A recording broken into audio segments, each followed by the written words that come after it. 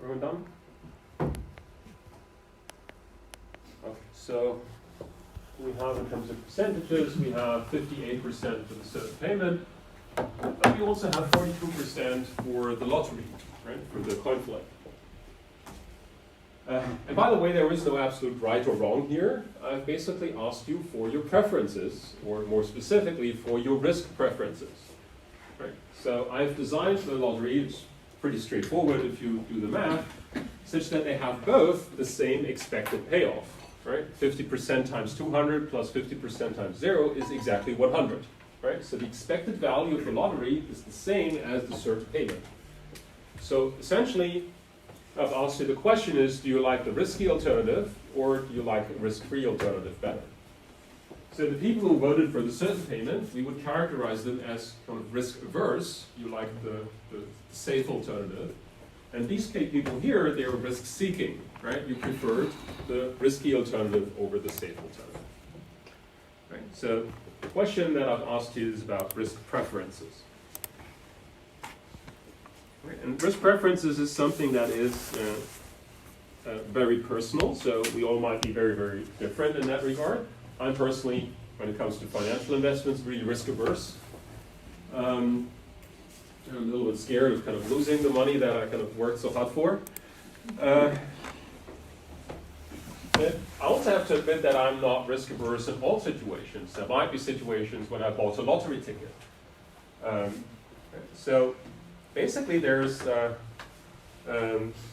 can be kind of situational, even for the same person, that sometimes we're doing risk-seeking stuff, and sometimes we're doing risk-averse. We're observing risk-averse behavior. So just for completeness, let me kind of write down the expected value of the lottery here to make it obvious. So that's 50% times 200 plus 50% times 0. Which is the 100. Right, so both payments have the same expected, both alternatives have the same expected payoff, but a different level of risk. So just about the summary of the terms which I have used, so the people who prefer the certain payment are called risk averse. I could have put this up as an alternative if you're exactly indifferent, if you really don't care. And we would call you risk neutral. And if you rather prefer the lottery, you're risk seeking. And I could have added a third option there. Maybe some of you would have chosen that as well.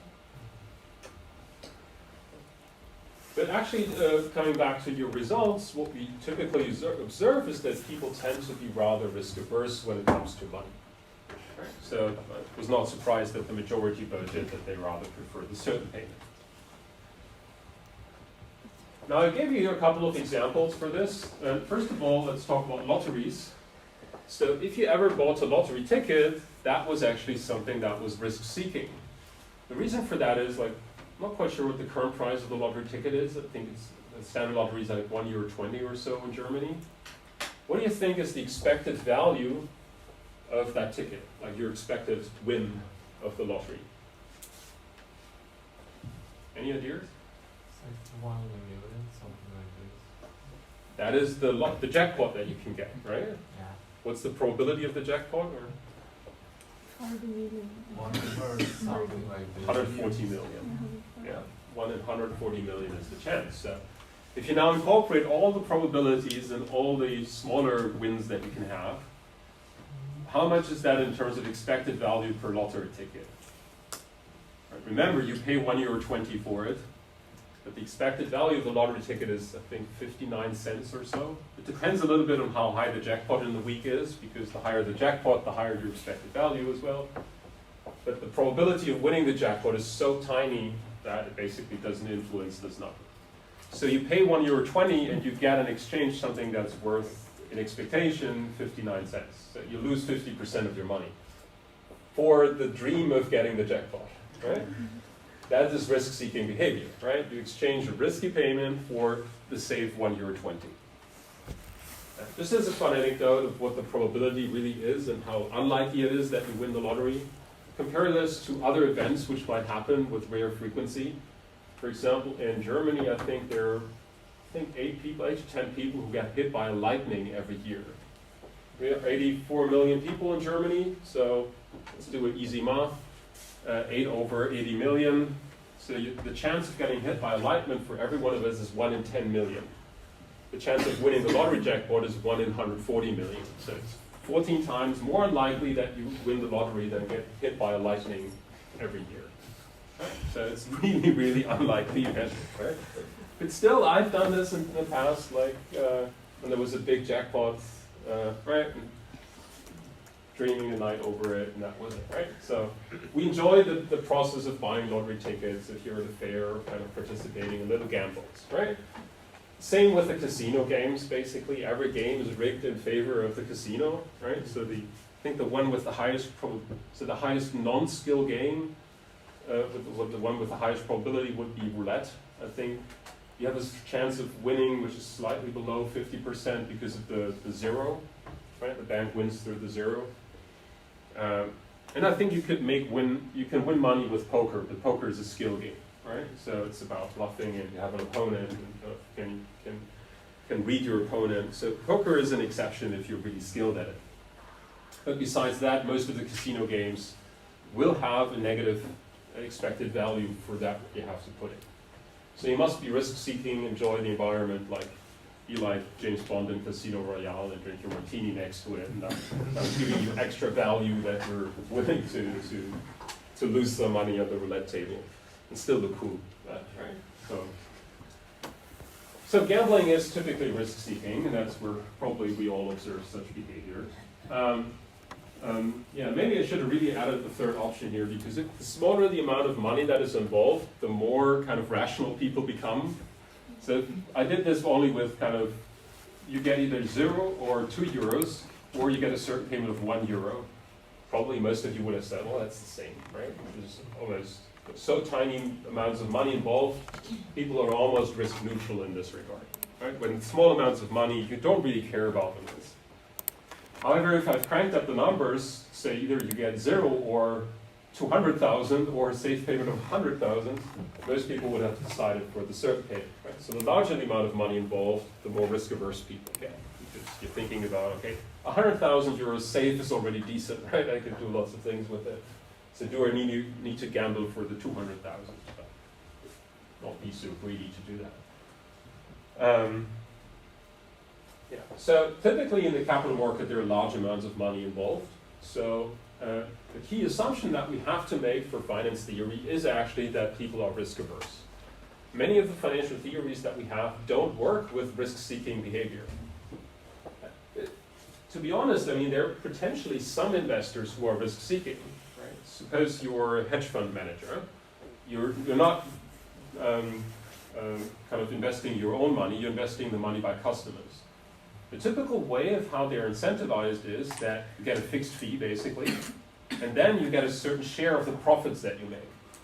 Right? So for the hedge funds, there's the 2 and 20 rule. So you get 2% fixed fee and 20% of the profits that you make. So one thing that you can actually formally show is that it makes sense for you to increase the risk because that maximizes your profit. You only make, you will have some scenarios where you lose money, but you're not participating in the losses, right? You only get the 20% of the profit. So it makes sense to maximize your probability of winning by buying high-risk securities. Right? So you can actually show that formally that some investors have the incentive to do high risk because there's no penalty if they lose, right? That's the idea behind hedge funds. And there are some investors in the US who make kind of billions of euros every year, the big hedge fund managers, through this kind of structure. But there are probably hundreds of others who lost a lot of money, who we don't see, but they don't have to pay a price for it, right? They just create the next hedge fund and start over. So it's not true that we can say that about all investors. So that's why the word aggregate here is important, right? If we take the average over all investors, then that seems to be a fair observation, that people rather tend to be risk averse. There's so many kind of prudent investors like pension funds, long-term investors, value investors, that we can make that statement. Another way of looking at this is, and we'll briefly discuss now next what the effect is of being risk averse in terms of discount rate, is actually that this matches the observation that we have. And the observation is that, let's quickly jump to it and then come back to it. The observation is that the higher the risk of something, the higher the return you demand from that. And this extra return is what we call a risk premium. So basically it doesn't mean if you're risk averse that you never buy something that's risky. It just means that you want to be compensated for it, right? You're not feeling well by having something that's risky, so people need to make it more attractive to you. How do we make it more attractive? We reduce the price. Lower price means higher return or higher discount rate. That was the logic that we just discussed. Right? So investments or risky investments have to be made attractive for risk-averse people by lowering their price or conversely increasing the expected return of the investment. Right? So basically the return of a risky investment can now be decomposed into two components. The first component is a compensation for the time value of money. Right? Remember inflation. And the second component is a compensation for risk, which is the risk premium. Right? So this is already kind of the key formula of the capital asset pricing model. However, we're going to determine like in more detail how to figure out what the risk premium is and how to link that to a measure of risk. We'll do that kind of next week, the week after. Right? But the general idea is people are risk averse, and that's why they need to get this risk premium to make risky investments attractive for them.